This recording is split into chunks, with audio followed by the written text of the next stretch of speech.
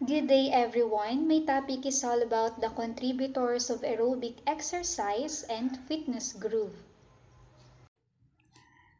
First in the list ay si Kenneth Cooper. So, siya ay isang doktor of medicine at dati rin siyang Air Force Colonel sa Oklahoma. He has a book entitled 1968 Book Aerobics. In this book, it includes the point system for improving the cardiovascular system. Siya rin ang nagpasimula at nagbigay ng mga benefits of doing aerobic exercise for maintaining and improving health. So una dito, it increases the functional capacity of the heart and it keeps it healthy and strong. Pangalawa, it burns fat and as a result, aerobics aids in weight loss. Pangatlo, it strengthens your immune system. He also mentioned that aerobics is a movement filled with people who read a book and followed a plan that changed their lives. So yung paggawa ng aerobic exercise, sa isa siyang movement at hindi lang siya pagpaplano, kundi pagsasagawa bawat araw. So he was born on March 4, 1931 at Oklahoma City, Oklahoma, United States. And he finished his tertiary education at the University of Oklahoma. Pangalawa ay si Miss Judy Shepard Misset. She is the founder of Jazzercise Incorporation noong 1969. So when we say Jazzercise, it is a combination of dance, strength, and resistance training with the popular music for a full body workout.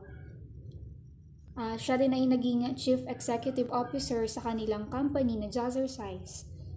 From being Chief Executive Officer, siya rin ay naging President nito.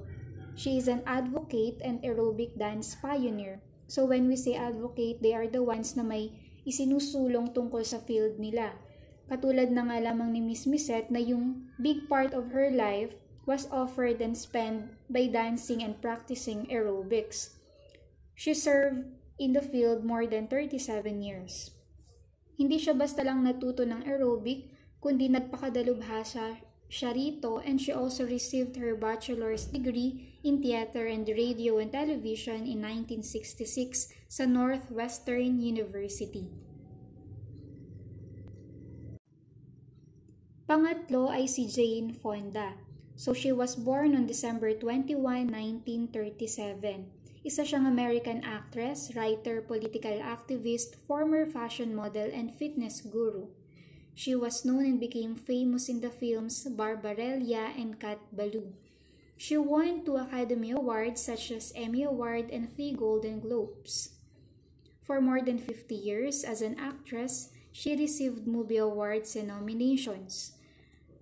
So si Jane Fonda ay nag-produce ng exercise videos na siya mismo ang naging bida at naging tampok ito noong 1982 hanggang 1995 at ang pinaka-recent ay noong 2010. She also encouraged women na 50 years and older to do exercise sa kanyang Primetime Health series. Noong namang 1980s, the original workout niya were sold 17 million copies and helped usher in the home fitness craze. Fitness Groove. The Groove method talks about how we need to simplify and redefine dance or fitness or health so that everybody can start living a healthier life according to their own definition and the unique needs of their body. Therefore, sinasabi na kung gusto ng taong ma-achieve ang healthier life, kailangan din niyang kumilos at gumawa ng action to become healthy. Not to the extent na dahil gusto niyang maging healthy, magpe-perform na siya ng intense exercises. No, this method encourages you to have your unique but safe exercises that your body really needs. That's all about my report. Thank you for listening and God bless.